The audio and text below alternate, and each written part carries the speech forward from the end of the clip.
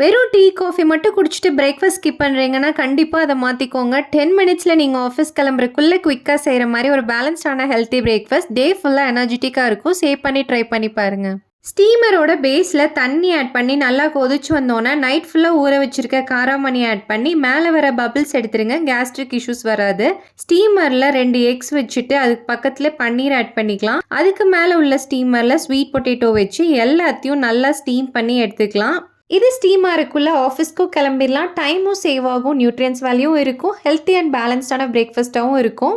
சாலட்க்கு 1 cup வேக வச்ச காராமணி, சின்ன கப்ல 1 கப் கேரட், 1 கப் ஆனியன், கொஞ்சமா லெமன் ஜூஸ், தேவையான அளவுக்கு பெப்பர் அண்ட் சால்ட் சேர்த்து நல்லா மிக்ஸ் பண்ணி எடுத்தீங்கன்னா காராமணி கேரட் சாலட் ரெடி.